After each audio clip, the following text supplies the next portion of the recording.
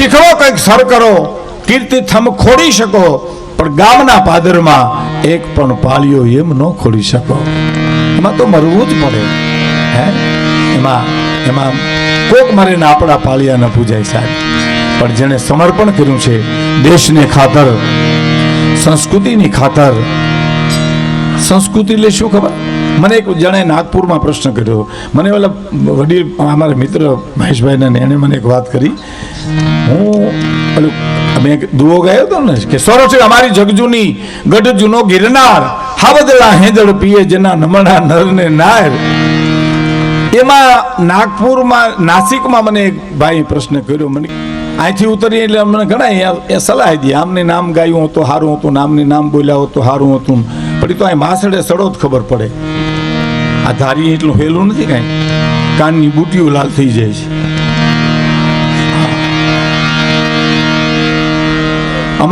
અમારી ગાંધીગ્રામની ગરબીમાં એક નવી વાત તમને કહું કે હું અને દિવાલીબેન ભીલ બે કલાકારો ગરબીમાંથી આગળ આવેલા છીએ. દિવાલીબેન વણજાર ચોકમાં ગરબી ગવડાવતા અને હું ગાંધીગ્રામમાં ગરબી ગવડાવતો સાહેબ. પણ અડધું જુનાગઢ ગાંધીગ્રામમાં હોય અને અડધું જુનાગઢ વણજાર ચોકમાં હોય સાહેબ.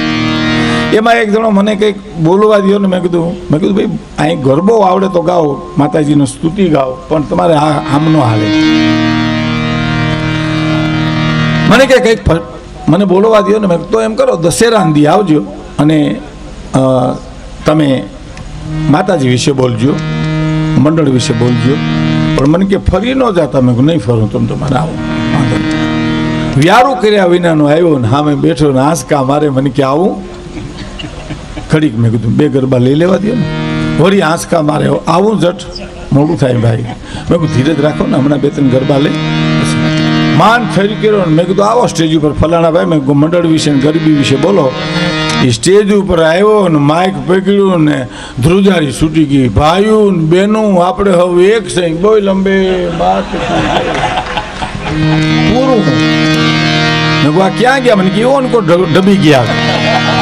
સહેલું નથી આ સાહેબ. સલાહ દેવી સહેલી છે. સલાહ તો બહુ સહેલી છે ને. એક જણાને એટલું કીધું કે અમારા ઘરમાં ઉંદેડ્યા થયા, હું કરું તો હરપ રાખો, હરપ એક એમ હરપ રાખો ને અમારે હું બસ સ્ટેન્ડ હોવા જાઉં. આવી સલાહ તો દેમાં, આવી સલાહ તો દેમાં. મેં જુનાગઢમાં એક જણાને કીધેલું, મેં કીધું મને એસિડિટી બહુ થઈ, છાતીમાં બલે છે. મને કે એનેથી તો મચ્છર મરી જાય. મેં કીધું ડીડીટી, આ એસિડિટી છે. નોખા પાડી ભણના દીકરા, ઓમાં મચ્છર મરે, આમાં આપણે મરીએ. મને કે તો હશે હો. શું કરો તમે? સલાહ જ દેવી એને.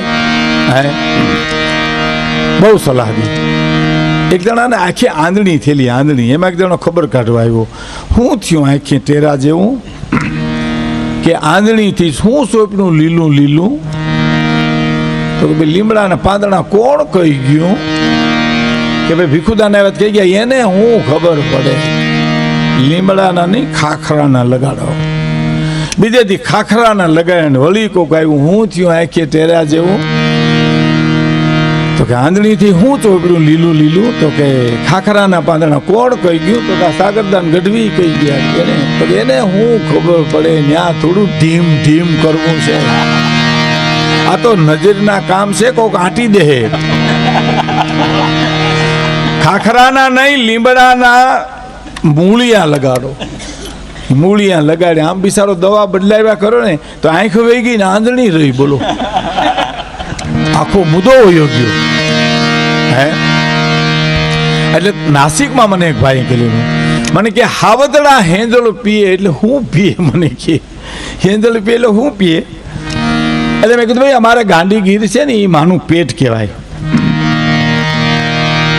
ગાંડીગીર છે એ માનું પેટ છે. અમારા હિંગોદાન ભાઈના દુહા છે કે રૂડી અને રડિયા મણી અને હરિયાળી બની હેતા ચારણ ચારણ ઘર નથી છોડવી. એ તારા પશુને પાછા વાળ પણ ચારણ ચારણ ઘર નથી છોડવી. તારા પશુને પાછા ચારણ ઘર નથી છોડવું. તારા પશુને પાછા એમ અમારે નેહડાની આજુ ઉપરવા નાલામાં તો હાવજ મેં કીધું પાણી પીતા હોય અને પાણી પીને ઊંચા મોઢા કરે અને એમાંથી જે પાણી ત્રબકતું હોય એ હેચવાય. અમારી 8-8, 9-9 વર્ષની દીકરીઓ પાણી ભરતી હોય એ પાણી ઘીરેલી આવે અને સોરઠના માણસો પાણી પીએ એટલે અમારે સોરઠમાં કાઠિયાવાડમાં હાવજ જેવા પુરુષો થાય. અને તમારે નાસિકમાં વાંદરા બહુ, અમારે ઈ નહીં, હાવજ જેવા પુરુષો સાહેબ. મારે વાત કરવીશ તમને, પણ એક ગીત રજૂ કરવું છે કે મોજમાં રેવું મોજમાં રેવું રે બાવલિયા મોજમાં રેવું મોજમાં રેવું રે અગમવા ગોતા અગમવા ગોતરો લખદાણી મોજમાં રેવું રે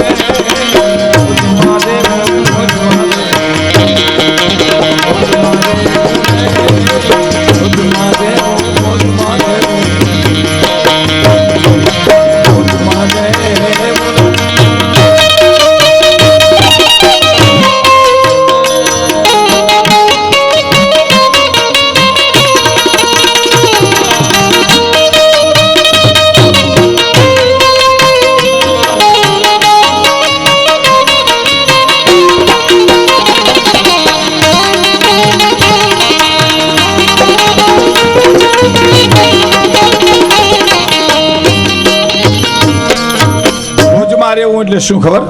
વર્તમાનમાં રહેવું, ભૂતકાળમાં નહીં, ભવિષ્યમાં નહીં.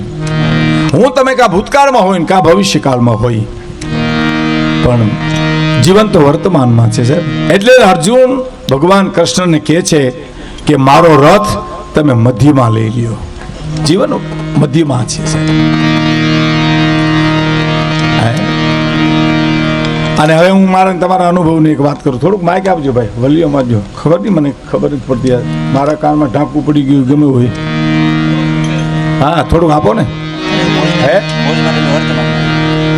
હા, વર્તમાન રહેવું એટલે મારે તમારા અનુભવની એક વાત કરું સાહેબ. અનુભવ કરવાની છૂટ છે, મેં કરેલો છે. એટલે તમે કોક વાર જમવા બેઠા હો અને માનો શાક બગડી ગયું ઘરેથી, તો તમે વર્તમાનમાં હો ને તો તમને એક વિચાર આવે કે મારા પત્નીની તબિયત બરાબર નહીં હોય, અથવા તો એને છોકરાએ કામ નહીં કરવા દીધું હોય, શાક કોઈ દી બગડે નહીં, આ શાક બગડ્યું કેમ? અને એ બગડ્યું કેમ એ તમને વિચાર આવે અને બાજુમાં વાટકો મૂકી દો અને સંભારો અને રોટલો ખાવ તો તમને અમૃત નોટ કરાવશે સાહેબ. પણ શાક બગડ્યું એની યારે તમે બગડ્યા એટલે બધું બગડ્યું. આખતરો કરવાની તમને છૂટ છે સાહેબ. કારણ કે અંદરની દુનિયા બગડી ગઈ એટલે બહારની બગડી અને બગડી સાહેબ. હે પછી તમે રોટલી ખાતા એમ ન લાગે, પગરખાની હકતરી ખાતા હોય એવું લાગે. રોટલો ખાતા એમ તો લાગે જ નહીં, ખોળના બટકા ખાતા હોય ને એમ લાગે. અને ખીચડી ખાતા એમ તો લાગે જ નહીં, ગોદડું સાવતા હોય એવું લાગે સાહેબ. કારણ કે અંદરની દુનિયા બગડી ગઈ એટલે બહારની દુનિયા ઉસી મિનિટે બગડી જાય છે. હે એટલે વર્તમાનમાં રહેવું, મોજમાં રહેવું. અને પછી અગમગા ગોચર લખદાણીની ખોજમાં રહેવું રે બાવલિયા મોજમાં રહેવું મોજમાં રહેવું. અગમ અગોચર અલખધણીની ખોજમાં રહેવું એટલે કોણ ખબર? સૂર્ય કોણ ઉગાડે, કોણ અથમાવે છે, કોણ હુવડાવે, કોણ જગાડે છે. ઘણા તમને કોઈ ચમત્કારનું કહે ને તો તમારે એમ કેવું તું જીવ છો, મોટો ચમત્કાર છે. હાલો, આ ચમત્કારમાં શું છે? એકના ડબલ ને ડબલના ચોબલ એને ચમત્કાર ગણે છે. હા, એમાં બાયુને તો હું છાપામાં વાંચું ને કે સોનું દીધું ઉજરાવા હોળવલું અને ખોટું દઈ લેવાઈ ગયા.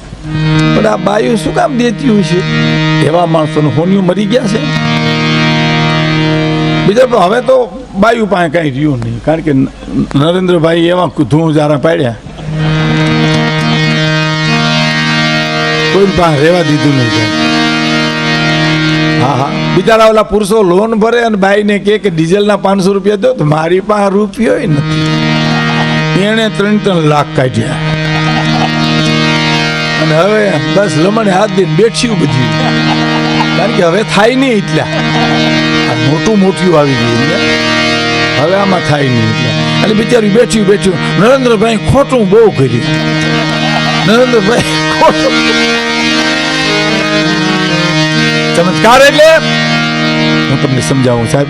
ઝવેરચંદ મેઘાણીએ લખ્યું છે કે ગાંધીગીરમાં અથવા તો હાલારમાં તમે આ ડુંગરમાળમાં ફૂલનાથ મહાદેવની આજુબાજુ ડુંગરમાળ છે એમાં તમે જાઓ, આજુબાજુમાં લાઇટ ન હોય અને આભા મંડળમાં તમે જોજો તો મેઘાણી લખે છે કે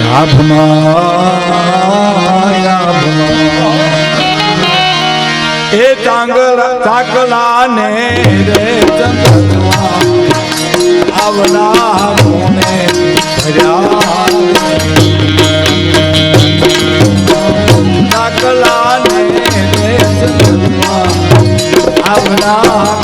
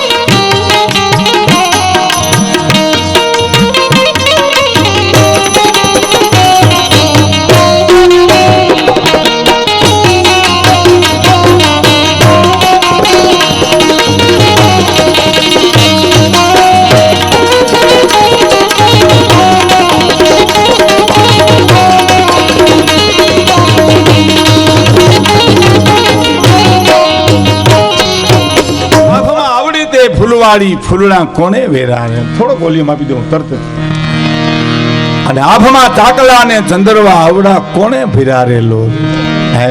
સપ્તઋષિ હરિણું તમે જુઓ, અકલ કામ ન કરે સાહેબ તમારે હે. અને હવેની કડી મને બહુ ગમે છે સાહેબ. સાહિત્યની અમુક ચીજ હોય, અમુક ભજન હોય, અમુક લોકગીત હોય, અમુક વાર્તા હોય કે જે કલાકારને જીવાડી દેતા હોય, એમાંની આ એક કડી જે મને ગમે. વિસલ નો આવો ભાઈ.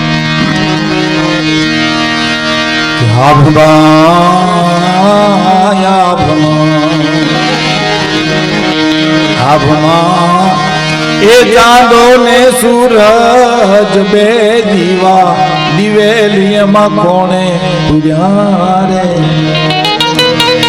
દિવેલીમાં પૂર્યા રે. સૂર્ય ને ચંદ્રની બે જ્યોતિ જળહળે છે, એમાં કોણ દિવેલ પૂરી આવ્યું છે? એ તો કોક ચમત્કાર જો ભલા માણસ અગમ આગોચાર અલગ ધણીની ખોજમાં રહ્યો છે. અને હવેની કડી સાંભળજો. દાન અલગારીની કવિતા છે, તખતદાન રોહડિયાની. હમણાં જ એનું શરીર શાંત થઈ ગયું, આપણી વચ્ચે થયા ગયા.